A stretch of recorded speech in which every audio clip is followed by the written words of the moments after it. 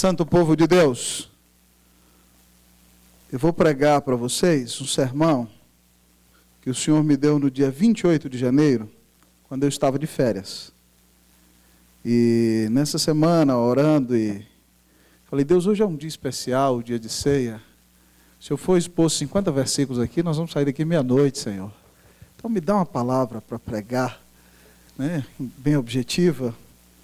E obrigado, reverendo Jefferson. Eu falei, reverendo Jefferson está aqui no boletim, oração pelo pregador, né? Eu falei, deveria ser pelo pecador, né? Mas eu quero convidar você. Eu preguei no texto inteiro, há alguns meses atrás, na perícope inteira, mas hoje eu vou pegar na metade de um versículo. Abra sua Bíblia comigo lá em Mateus, capítulo 28. Eu vou pregar na metade do versículo 20. Os pequeninos vão hoje? É porque eu achei que o Douglas não estava, que não ia ter. Então, irmãos, os pequeninos de até 5 anos, por favor, tenham a alegria de poder acompanhar o presbítero Luciano aqui e o Marcelo, que vão levá-los para ouvir a palavra em sua linguagem, até 5 anos. 5 anos. O presbítero Luciano e o baterista Marcelo vão levá-los nesse instante. Se você está aí no meio da fila, pode passar aí com seu filhinho até 5 anos para esse momento especial. O Marcelo e o Luciano vão levá-los nessa noite. Mateus, capítulo de número 28. Mateus 28.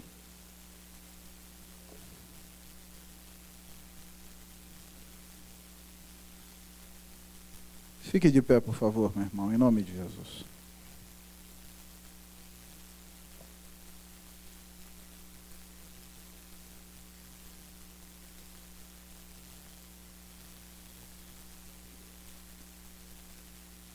Com amabilidade, coloque o seu celular no silencioso, por favor. E não fique mandando WhatsApp ou mensagem de Facebook na hora do culto.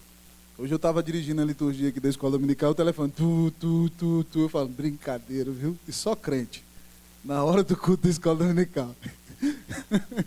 Mateus, capítulo 28, eu vou ler metade do versículo 20, diz assim, na segunda parte, a palavra de Deus. E eis que estou convosco todos os dias, até a consumação do século. Leiam comigo, vamos lá? E eis que estou convosco. Mais uma vez, para que não nos olvidemos. E eis que estou convosco todos os dias, até a consumação do século. Feche seus olhos. Nós vamos falar com o Senhor uma vez mais.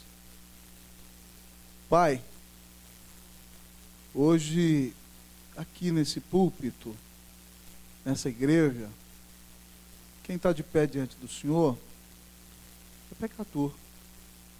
Não tem justiça, não tem mérito. As melhores conquistas são repugnantes diante da justiça e santidade do Senhor. Então, Deus, a atitude é bater no peito e dizer, ser propício a mim, pecador. Pai, mas hoje eu quero orar ao Senhor, como quando menino clamava, Senhor, dá direção para a minha vida. Como quando seminarista, Deus, ó Pai, de 17 anos, não sabia nada, não era nada, mais novo do seminário, mas Senhor, me dá a direção. Quero orar, Senhor, como quando o Senhor nos enviou ao Chile, jovens, pequenos, em outro idioma, outro país, outro contexto, outra idiosincrasia, e nós clamávamos, Senhor, eu preciso desesperadamente de Ti. Senhor, a atitude hoje é a mesma. Senhor, como Salomão disse ao Senhor, eis que eu não passo de uma criança, não sei como me conduzir. Tem misericórdia da minha vida, Deus, em nome de Jesus. Tem misericórdia dos meus irmãos que aqui estão também. Porque se o Senhor não vai diante de nós, nós só fazemos besteira, Deus. Nós só erramos o caminho. Mas como Jesus é o caminho e nos tem trazido, Tua palavra diz que até o louco, quando andar por ele, não vai errar o caminho. Louvado seja o Teu nome, Deus. Espírito Santo, eu quero pedir ao Senhor que o Senhor exalte o nome de Jesus na pregação dessa noite. Eu quero pedir ao Senhor, Deus do Espírito Santo, que a presença do Senhor Jesus aqui seja inconfundível. E eu quero pedir a Ti, Deus Pai, que o nome de Cristo seja honrado sobre tudo e sobre todos, ó Deus, como foi honrado nessa linda canção que acabamos de ouvir. Senhor, que a unção seja sobre a mente, o coração, a boca de quem prega, sobre os ouvidos, a mente e o coração de quem ouve. E que nós já percebamos logo, Jesus, Tua presença aqui. Já vemos o Senhor entrando pela porta. Já vemos o Senhor caminhando nesse lugar. Senhor, domina essa casa que é Tua. E passa, Senhor, a dar-nos o Teu alimento agora. Em nome de Jesus. Pois temos fome e sede de Ti. Fala conosco em nome de Jesus. Para a glória de Jesus. Amém. Assentai-vos, queridos irmãos.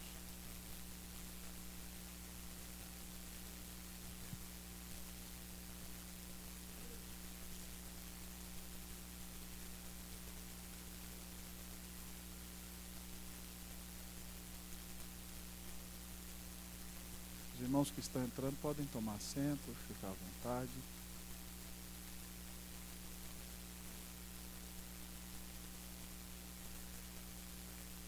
Queridos irmãos e irmãs, no dia 30 de junho de 2002, poucas horas depois do momento em que a nossa seleção foi pentacampeã, vencendo a Alemanha pelo placar de 2-0, eu tive o privilégio de pregar numa igreja histórica da cidade de Santiago do Chile, e talvez uma das igrejas históricas mais antigas da América do Sul. E aquele dia fui, a convite do pastor e do conselho, pregar naquela igreja, porque logo em seguida ao culto, que no Chile às 11 horas, haveria uma assembleia. E o conselho e o pastor tomavam rumos corretos para a igreja, conforme a sua palavra, mas havia o conluio de alguns membros daquela igreja, que nós não sabemos se eram regenerados ou não, que estavam preparados já para a assembleia, para realizar o motim, enquanto o pastor e o conselho anunciassem as propostas que seriam feitas. Então, com grande angústia na alma, o pastor e o conselho me ligaram e falaram: pastor, nós oramos e acreditamos que Deus quer usar o senhor, e nós queremos convidá-lo para pregar neste culto antes da assembleia. Eu falei: logo eu, irmãos, que não sei nem falar espanhol direito, vocês podiam ter chamado outro. Mas nós vamos orar. E nós oramos e jejuamos, irmãos. E naquele dia, o Brasil ganhou de 2-0. Eu saí de casa mais ou menos umas 8h30 da manhã, porque foi um dia de muita infelicidade, quando aquele fotógrafo Stefan Tunick tirou foto de gente nua em toda Santiago, e nós tínhamos que passar com táxi na região central, naquele lugar. E nós nos dirigimos ali àquele templo. E a liderança em oração, a igreja da qual eu era pastor estava em oração. E nós chegamos ali naquele culto, irmãos, e algo marcou tremendamente a minha vida naquele dia. Naquele culto eu preguei uma mensagem simples, expositiva, no Salmo 13. E o tema do Salmo é, literalmente, a oração que muda o coração. O salmista começa desesperado, angustiado, gemendo por causa da sua dor, depois acalma o seu coração e termina adorando o Senhor. E, irmãos, para a glória de Deus, quando a palavra era exposta naquele dia, se cumpriu aquilo que o nosso querido irmão João Calvino dizia, que quando a palavra é pregada com fidelidade, a presença do próprio Senhor Jesus se manifesta no culto. E é Ele quem fala à igreja, e como Lutero dizia, quando o pastor abre a Bíblia e prega a palavra, eu não escuto a voz do pastor, eu escuto a voz do Senhor. Irmãos, e o Senhor Deus tomou aquele ambiente de tal maneira, eu terminei o sermão, não fiz apelo, orei, sentei-me, e eles começaram a assembleia, irmãos. E o grupo que tinha armado o motim sentou-se nos últimos bancos, alguns chorando diante de Deus pelos seus pecados. E aquela assembleia foi marcada por um grande quebrantamento e oração para a glória de Jesus. Naquele dia, eu aprendi um pouco mais qual é a diferença na vida da igreja quando ela está cheia da presença de Jesus. Nesse texto que ora lemos, o Senhor, depois da sua ressurreição, encontra-se com seus discípulos na Galileia e vai dar-lhes simplesmente aquilo que a Bíblia chama de a grande comissão, o maior de todos os mandatos para a noiva de Jesus. E diante de um cenário inóspito, de oposição, de conflito, de tragédia, diante, amados irmãos, da possibilidade de perder a sua própria vida, o que faria aqueles homens que há tão pouco tempo estavam amedrontados pela morte de seu Senhor? Mover-se de si mesmos, mover-se de seus esconderijos, mover-se de sua nação e de sua cidade para levar o Evangelho a todos os rincões da terra. O que poderia movê-los, amados irmãos, a obedecer a esse mandato tão precioso? Nada seria mais importante, amados irmãos, do que a promessa feita pelo Senhor Jesus nestes versículos finais, nesse texto no final dos versículos, quando lhes manda cumprir a missão. Ele diz: e eis que estou convosco. A expressão no grego seria mais ou menos assim: veja, preste atenção, eu estou com vocês todos os dias, até a consumação dos séculos. Que diferença faz a presença de Jesus? Escancare hoje, irmão, os portões da sua mente, abra bem as janelas do coração e tire qualquer oposição que você tenha e resistência à palavra de Deus desta noite. Porque aqui nesse texto, o Senhor mostra para mim e para você que diferença faz a presença de Jesus. Esse é o tema da mensagem, a presença de Jesus. Que diferença faz a presença de Jesus? A presença de Jesus, nos diz o texto, é uma presença especial. A presença de Jesus é uma presença especial. Diz aí o início de nosso texto: e eis que estou convosco. Vá comigo no versículo 18. Por favor, leia para mim o versículo 18. 1, 2, 3. Vocês podem ler. Jesus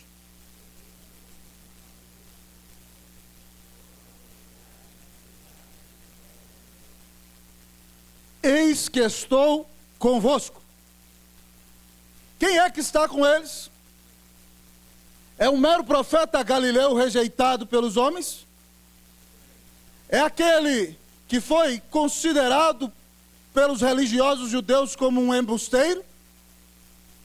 Quem está com ele é um mero rapaz que cresceu numa cidade desconsiderada e sem prestígio na história da sua própria nação? Quem é que está com eles? Quem está com eles é simplesmente aquele que diz: toda a autoridade me foi dada nos céus e na terra. Esse que diz que tem toda a autoridade nos céus e na terra é que diz a eles: eis que estou convosco. A presença de Jesus, amados irmãos, é uma presença extremamente especial. É a presença mais especial que existe. É a presença mais especial do que a esposa a qual nós amamos. É a presença mais especial do que irmãos e amigos, do que nossos próprios progenitores. É a presença mais especial do que os líderes da cidade, do que os governadores da nação e do que todas as maiores autoridades humanas da história da humanidade. A presença do Rei dos Reis, a presença do Rei da Glória, a presença daquele que tem toda a autoridade nos céus e na terra, a presença daquele que domina sobre tudo, a presença daquele que tem todos os fios de cabelo de todas as nossas cabeças contados e nenhum deles cai sem a sua permissão. A presença daquele que faz nascer o sol, daquele que faz resplandecer a lua, a presença daquele que manda o inverno e o calor do verão, a presença daquele que nos permite experimentar a seca para depois nos presenciar com a bênção da chuva, a presença daquele que é o próprio Deus feito homem sem deixar de ser Deus, A presença daquele que desce da glória para revelar Deus a nós e mostrar a maior expressão de amor da história. Quando de maneira inglória é cravada naquela cruz, parecendo não ter vitória, naquele momento pisoteava e vencia a morte, destruindo o inimigo que nós não podíamos vencer, para que todos nós pudéssemos vida eterna em sua presença sempre ter. Amados irmãos, quem promete estar conosco todos os dias é o Filho de Deus, é Jesus, é o Rei da Glória, é a presença mais especial que existe. Que diferença faz a presença de Jesus na sua vida e na minha vida? Ela é a presença mais distinta, mais memorável, mais marcante, mais efusiva, mais alvissareira, mais extasiante, mais emocionante. Ela é a presença do nosso grande Salvador, da maior autoridade do universo, do Rei da Glória. No dia de ontem, amados irmãos, eu recebi um presente. Eu vim pregar no trabalho do nosso Ministério de Adoração. Estava aqui toda a equipe de adoração e eles tinham uma reunião planejada. Eu acho que eu preguei, foi quase 1 hora para isso. Eu expus um texto grande. E no final, no início, o nosso diácono Neto, que faz parte da liderança, junto com o presbítero Luciano, com o presbítero Heitor, me deu um livro do cantor Gerson Borges. O nome do livro é Quero Aprender a Orar. Uma bênção o livro. Eu devorei o livro ontem à tarde. E no primeiro momento, na primeira página do livro, Gerson Borges faz uma citação de James Houston, no seu livro Oração. James Houston, amados irmãos, foi um dos grandes teólogos do século XX.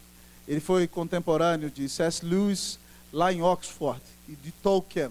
E também com James Packer vieram para o Canadá e fundaram o Regent College. James Packer foi um dos grandes teólogos reformados do século XX e do começo do século XXI. E James Houston, naquela citação no começo do livro, me impressionou.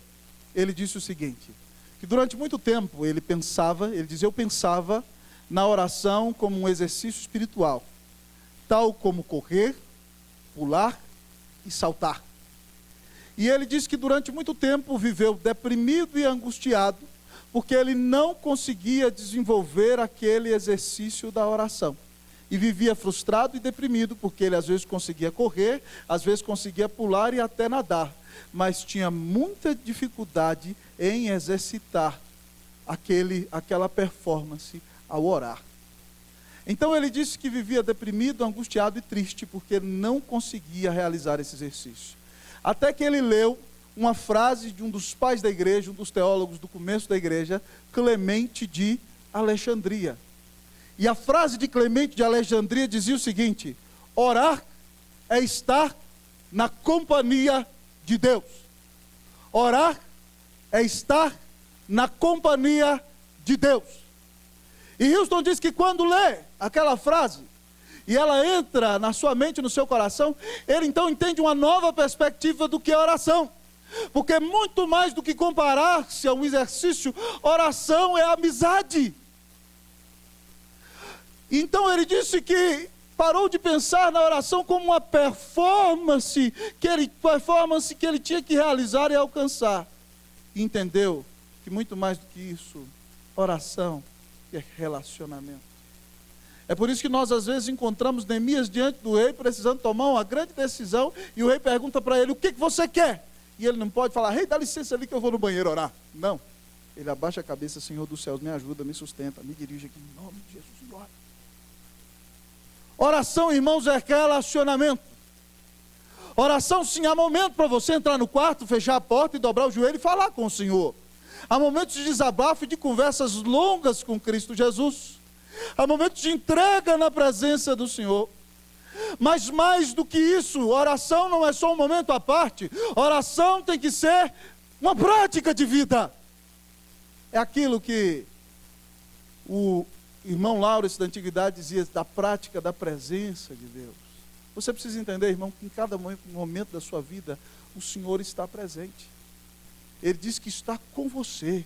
Quando você vai dirigindo no trânsito e o seu coração está angustiado e tem muita luta, você deveria ali dentro daquele carro, naquele volante, começar a desabafar com o Senhor, para não xingar o palavrão quando o camarada te dá uma fechada naquele dia. Você deveria entender que o Senhor está ali. Quando você vai para uma reunião no seu trabalho, uma reunião determinante, você tem um grande projeto, e se não te aprovarem, tudo pode dar errado, sabe quem está ali ao seu lado? O Senhor. E se der certo, o Senhor foi quem abriu as portas. E se não der certo, o Senhor estava com você. E se você passa por um momento de angústia na sua vida, um conflito, algo triste que marca um relacionamento, o Senhor não perdeu o controle. Ele quer trabalhar a vida da pessoa que tem um confronto com você, mas também a sua própria vida. O Senhor está ali. A presença mais especial do universo. Nunca te abandona, nunca se esquece de você. Por que você vive dizendo-se reformado e teísta, como um deísta na prática? Eita, pastor, viajou, hein? Sabe o que é um deísta, irmão? É a filosofia de David Hume, que dizia que Deus criou o mundo como um relógio e deu corda no relógio. E depois deixou o relógio funcionando. Tic-tac, tic-tac, tic-tac, tic-tac. Eternamente. E nunca mais o relojoeiro pode encostar no relógio. Ele não se revela. O que Hume diz é o seguinte: se Deus existe, ele não intervém.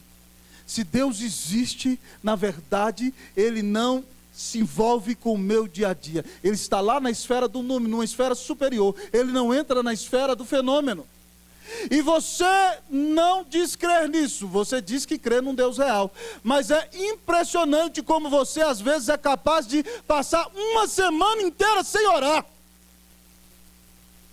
Me diga se isso é teísmo ou fé cristã. Isso é deísmo. É acreditar que existe um Deus que não tem nada a ver com a sua vida. E se você é um deísta, talvez hoje você precise se converter. Precise se arrepender dos seus pecados e confiar em Cristo Jesus, não só de palavra, mas confiar que Ele é o Filho de Deus que morreu na cruz para te salvar. É o único mediador entre Deus e os homens. É um Deus presente, é um Deus real, é um Deus que se importa com você no seu dia a dia. É o Deus que se importa com você lá na mesa da sua casa, quando você está sentado com a sua família, com seus filhos e com a sua mulher. É um Deus que cuida de você quando você está no trânsito ou enfrentando as grandes lides do seu trabalho.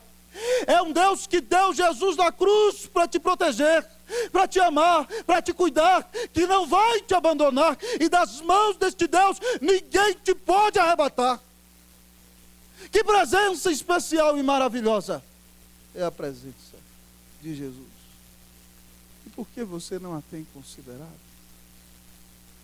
Está na hora, irmão, de começar a praticar a presença de Deus. Está na hora de viver numa esfera de oração. Está na hora de andar na presença de Jesus. Reverendo Jefferson conta uma história que nós ouvimos muito engraçada. Alguns anos atrás pregou aqui um pastor africano, fervoroso. Ele pregava e sapateava, e amém, aleluia, era africanozão animado. E o povo ficou animado no dia que ele pregou. Você lembra, Vandir? E aí o pastor que trouxe o pastor foi meu tutor. É um pastor gente finíssimo, amigo do coração. E nós saímos para jantar, e aí o pastor disse: rapaz, eu fui orar com esse africano. E africano gosta de orar no monte. E esse africano subiu lá para orar. E ele falou assim: eu fui orar e com 10 minutos eu terminei, porque meu assunto com Jesus é rápido.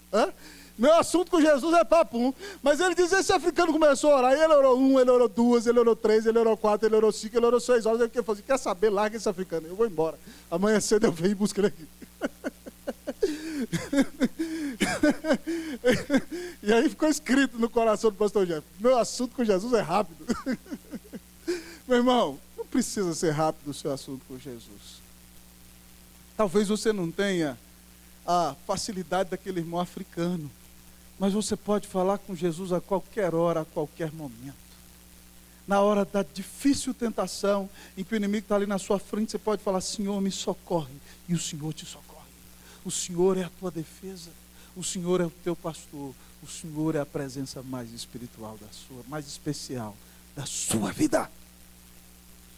Que diferença faz a presença de Jesus? Oh, quão maravilhosa é a presença de Jesus. Ela é uma presença especial. Que diferença tem feito na tua vida a presença de Jesus? Ao olhar para o texto, amados irmãos, a palavra do Senhor vem nos revelar que a presença de Jesus, além de ser uma presença especial, a presença de Jesus é uma presença ultra circunstancial. A presença de Jesus é ultra circunstancial. Vamos repetir comigo? Vamos lá? A presença de Jesus é ultra circunstancial. Eu gosto dessa palavra. Vamos ler o texto até a palavra dias. Você vai ler para mim. Até a palavra dias, começando em eis. Vamos lá? 1, 2, 3. Vamos? E eis que estou convosco todos os... Jesus está com você no dia da glória. Jesus está com você no dia do aplauso. Jesus está com você no dia do casamento, no dia da ordenação, no dia da formatura, no dia da chegada dos filhos, no dia do batismo. Mas eu quero dizer para você que Jesus está presente com você, não só no dia do aplauso, mas também no dia da vaia. Jesus está com você no dia da discussão com a esposa. Jesus está ao seu lado no dia da demissão. Jesus está ao seu lado no dia da depressão. Também não se esquece de você no dia da frustração. Ele está no seu lado no dia de picos de grande emoção, mas também não te abandona nos dias das grandes tensões. Meus queridos amigos e irmãos, o texto diz que Jesus estaria conosco todos os dias. Todos os dias. Não é um dia ou dois, não é só no dia bom, é também no dia mau. Eu quero dizer para você que a presença de Jesus faz toda a diferença, porque nos dias bons Ele está conosco, nos carrega no colo e se alegra porque as conquistas que temos foi Ele quem nos deu. Mas nos dias da vaia, nos dias da angústia, nos dias do esquecimento, nos dias do abandono, a sua presença é extremamente marcante, porque nos dias em que todos aqueles que nós amamos esquecem de nós, o Senhor está ao nosso lado. Ele não nos abandona. Ele continua, por sua graça, a nos carregar no colo. É por isso que o salmista, de maneira tão poética e inesquecível, nos diz: ainda que eu ande pelo vale da sombra da morte, eu não temerei mal nenhum, porque tu estás comigo. A tua vara e o teu cajado me consolam. Irmãos, essa semana eu compartilhei na devocional do conselho um versículo preciosíssimo que eu amo demais. O apóstolo Paulo, depois de pregar o evangelho na província romana da Ásia, na Europa, e alcançar milhares de pessoas para Cristo Jesus, resolve voltar a Jerusalém. E ele está voltando e o Espírito Santo vem lhe assegurando de cidade em cidade: você vai ser preso. Em um determinado lugar, um profeta pega o cinto de Paulo e amarra as mãos, amarra os pés e fala assim: o dono desse cinto vai ser amarrado desse jeito lá em Jerusalém. E ele fala: não estou nem aí, topo qualquer coisa por causa de Jesus. Paulo era cabra macho da graça de Deus, louvado seja Deus. Eu acho que ele era nordestino, viu, Rev Jeff? Estou brincando. Amados irmãos, Paulo então vai a Jerusalém. E chegando ali, num engodo no templo, ele é preso, faz um discurso ao povo e o povo se revolta mais ainda. 40 judeus numa conspirata fazem um propósito de não comer enquanto não matarem Paulo. Vão pedir ao governador romano para transferir para um lugar, para, num estratagema, pegá-lo no caminho e acabar com a vida dele. Quando tudo parecia acabado, quando parecia que o ministério se acabou, o sonho se acabou, já não havia mais propósito, Paulo ainda vai ficar preso 2 anos em Jerusalém, num momento de maior dor e de maior angústia. Eu imagino Paulo, talvez ali no seu quarto, a Bíblia nos diz, chorando e perguntando: Senhor, qual é o próximo passo? A Bíblia nos diz que naquele dia, irmãos, dentro do quarto de Paulo, apareceu ao seu lado o próprio Senhor Jesus. E apareceu o Senhor Jesus e colocou-se ao lado de Paulo. E a palavra para se colocar ao lado, né, é aquela palavra do Paráclito, do Consolador. Se colocou ao lado de Paulo. Eu imagino o Senhor abraçando Paulo. E o Senhor disse a ele assim o seguinte: coragem, Paulo, porque do mesmo jeito que você deu testemunho a meu respeito em Jerusalém, também é necessário que você o faça em Roma. Quem trabalha para Deus tem que ser cheio de coragem, Porque a Bíblia diz que todo aquele que quiser viver piedosamente em Cristo Jesus será perseguido. E quando Paulo parece que vai sossobrar, quando parece que sua embarcação não vai resistir ao mar da perseguição, ao seu lado aparece o grande campeão, Jesus, o Rei da Glória. Ele diz: coragem, coragem, coragem, eu estou com você. A presença de Jesus o consola, a palavra de Jesus o consola. Eu ainda tenho planos para a sua vida, Paulo. Você vai pregar a minha palavra também em Roma. E isso acontece, irmão. E Paulo prega em Roma 2 vezes, na segunda delas, sendo assassinado. Mas é impressionante, amados irmãos, como a presença de Jesus é ultra circunstancial, como ela não nos abandona. Quem nunca teve amigos que estiveram ao seu lado só enquanto havia interesses? Quem nunca teve amigos que estiveram ao seu lado só enquanto eles comiam da sua mão? E depois, quando eles puderam andar com as suas próprias pernas, eles te enxotaram. E a dor da traição, a desilusão, amados irmãos, é uma das piores dores que existem. Ela atravessa o coração. Nesses momentos de angústia e de frustração na vida, eu quero lhes dizer, amados irmãos, que o Senhor Jesus não nos abandona. Hoje de manhã, na abertura da escola dominical, eu cantei uma música aqui do poeta João Alexandre, que eu acho maravilhosa. Ela diz assim: por saber quem tu és, teu poder, tua glória, eu me inclino aos teus pés, Senhor. Por saber quem sou, meu sofrer, minha história, toma o meu coração, Senhor. Doce mistério, o teu amor por mim. Nasce o sol, nasce a luz, nasce em mim. E nem se fez manhã, eis-me aqui a te buscar. Sem ti a vida é vã, sem razão passará. Madrugada, foge o sono, e é tão bom saber que estás aqui, Senhor. Que linda música.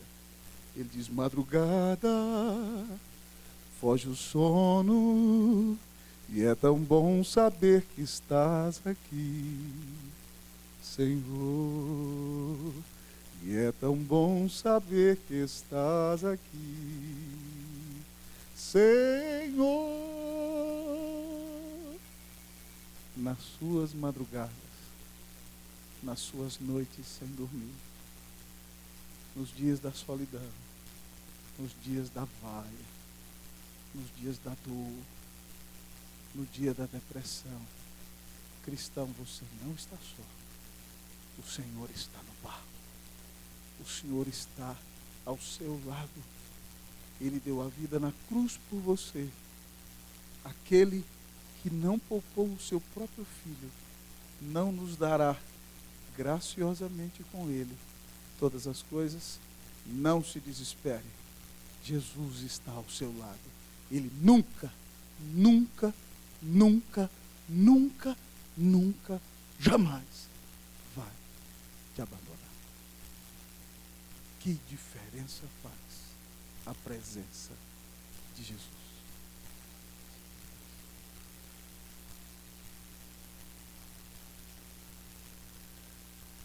Até me lembro daquele hino tão maravilhoso.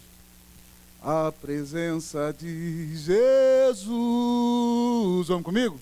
Enche o coração de luz, muito preciosa fica e também mais rica essa vida com Jesus. A presença de Jesus é uma presença especial, é uma presença ultra circunstancial, mas a presença de Jesus é uma presença proposital. Eu quis terminar tudo com algo. A presença de Jesus é uma presença especial, ultra circunstancial e proposital. Vamos ler, amados irmãos, a segunda metade do versículo 20 de Mateus 28. Vocês vão ler, eu vou contar até 3, começando com o aditivo e. Vocês vão começar a ler. 1, 2, 3, podem ler.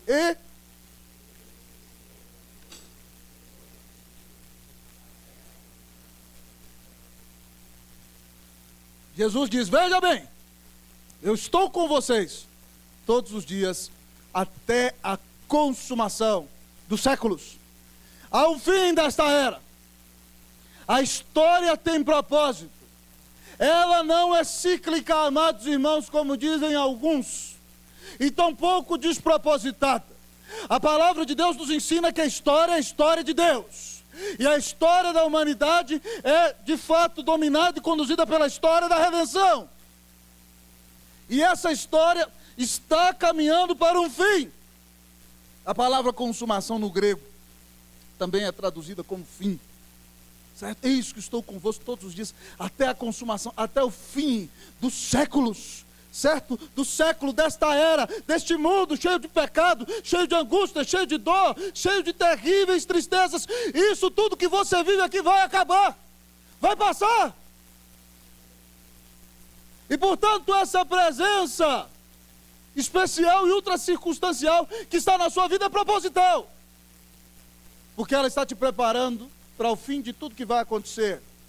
Mas ela está te preparando para a plenitude da presença gloriosa de Deus em Cristo Jesus na eternidade, onde você já não terá mais pecado e não haverá nada que te separe do Senhor. A presença de Jesus é proposital, amados irmãos. Ela vai conosco na vida porque a nossa história tem propósito. O nosso barco não está perdido à deriva no mar da existência. Nós não estamos no deserto sem saber para onde ir. Às vezes as situações são conflitantes, às vezes a angústia é, amados irmãos, excruciante. Mas eu gostaria de lhe dizer que a sua vida tem propósito. Você está caminhando para o projeto de Deus na sua vida. E quando você menos esperar, Jesus pregando em Marcos 24, 30 e 31 diz: aparecerá no céu o sinal do Filho do Homem, e todos os povos da terra se lamentarão e verão o Filho do Homem vindo sobre as nuvens dos céus, com poder e grande glória. Ele enviará os seus anjos com grande clangor de trombeta. Imagine, pam, pam, pam, pam, pam, pam, pam, pam, pam, pam, pam, pam, pam. Ele enviará por todos os rincões da terra com grande clangor de trombeta aos quatro ventos, os quais ajuntarão os seus escolhidos desde uma a outra extremidade do céu. Jesus vem te buscar. Jesus vem me buscar. Meu irmão, a sua vida ainda não acabou aqui. Se essa angústia está batendo a sua porta, não se desespere. Há projeto na sua vida. Se a dor é imensa, não se angustie. Deus tem um propósito maravilhoso na sua vida. E a Bíblia diz que todas as coisas cooperam para o bem daqueles que amam a Deus, daqueles que são chamados pelo seu propósito. Não há nada por acaso na sua vida. Tudo que está acontecendo com você está projetado nos céus. A Bíblia diz que nos céus está o nosso Deus, e tudo faz como lhe agrada, tudo caminha para um fim certo. E daqui a pouco, com os óculos de Deus, você vai ver como esse fato nebuloso na sua vida se revela glorioso. Irmãos, a nossa história não acaba aqui. Nós temos uma promessa de redenção eterna na presença do Senhor. E isso consola imensamente o meu coração, quando eu vejo irmãos e irmãs na guerra da Síria sendo perseguidos e assassinados porque tem Jesus. Isso traz imensa paz ao meu coração, quando eu imagino que os meus irmãos do Sudão, o Sudão teve que ser dividido porque irmãos nossos estavam sendo assassinados por causa, amados irmãos, do radicalismo religioso. Quando eu imagino, amados irmãos, que irmãos nossos no Egito estão dando fruto mesmo num país fechado, e ali uma igreja presbiteriana abençoada que tem alcançado muçulmanos com mais de 3 mil membros na capital do Cairo. Ah, amados irmãos, quando eu penso que, queridos irmãos, que no Iraque, onde estão assassinando irmãos e irmãs nossas todos os dias, Aquilo tudo é angustiante e é terrível, mas Deus tem levantado testemunhas ali que estão dispostas a dar a vida por amor de seu Senhor, mostrando a grandeza da salvação que tem recebido e sabendo que há uma coroa de glória esperando cada uma daquelas vidas nos céus. Ah, amados irmãos, isso traz imenso consolo ao meu coração, quando meus irmãos da Coreia do Norte, naquele regime fechado, ingrato, estão sendo levados para campos de concentração por crerem em Jesus, e alguns deles até sendo assassinados, porque são do Senhor Jesus. Isso consola imensamente o meu coração. Quando eu vivo num país em que as lideranças, seja de direita ou de esquerda ou de qualquer coisa, são tão marcadas pela corrupção, que nos deixa tristes e machuca o nosso coração. E o meu coração se enche de esperança, sabendo que eu tenho que ser sal e luz desse mundo, mas que a minha história não acaba aqui. Há um projeto maravilhoso de redenção para a sua vida, para a minha, para essa terra e para todo o povo de Deus. E quando Cristo vier, Ele restaurará todas as coisas. Meu irmão, a sua vida não acabou! A propósito, e a presença de Jesus é preparar você para viver todos os dias na eternidade, na presença dEle. Que presença maravilhosa! Que presença intencional! Você poderia botar assim um ponto. Eu quis botar proposital. Tal seja a sua vontade e a maneira de usar as palavras. A grande verdade é que hoje nós experimentamos a presença de Jesus. Mas haverá um dia, queridos irmãos, quando os portões de glória se abrirem e nós pudermos entrar. Então, não sei se de perto ou de longe, mas nós olharemos aqueles olhos como chamas de fogo, aqueles cabelos brancos como a alva lã, aquele rosto resplandecente como o sol na sua força, aquela voz como voz de muitas águas, dizendo: seja bem-vindo, bendito do meu Pai. E, amados irmãos, nós poderemos vê-lo tal qual Ele é, nós o veremos face a face. Eu não sei se eu conseguirei ficar de pé na presença do Rei, mas se puder abraçado, beijar seus pés e dizer quanto amo, porque Ele me redimiu, nada pagará essa experiência tão bendita de um Cristo que deu sua vida na cruz por amor de um pecador que nada merecia e que por graça o redimiu e vai fazer de mim e de você alguém tal qual Ele é. Louvado seja o Senhor. Nós temos esperança de vida eterna. Como você vai enfrentar a sua vida consciente dessa presença tão especial? Pratique a presença de Deus. Ore a Deus em todos os instantes. No momento das difíceis circunstâncias, diga: Senhor, eu sei que Tu estás aqui, ainda que todos me abandonem. E saiba que tudo na sua vida tem propósito, e você está sendo preparado para o maior de todos os dias, em que você verá o Filho de Deus face a face. Pastor, como eu posso experimentar a presença do Senhor nessa noite? Se arrependa, pecador, de ser rebelde contra o Senhor, e creia de todo o coração que Jesus Cristo é o Salvador, e que naquela cruz recebeu a sua dor. Se arrependa então, e comece a viver pela fé em temor. E você então, todos os dias, perdoado, amado, vai ser abraçado pelo Salvador, pelo seu Senhor, e vai te permitir experimentar o que é o verdadeiro amor. Que Deus tenha misericórdia de nós. Que Deus nos dê a bênção de viver na presença de Jesus. Vamos orar ao Senhor nessa noite? Peça perdão ao Senhor se você não tem buscado a presença de Jesus.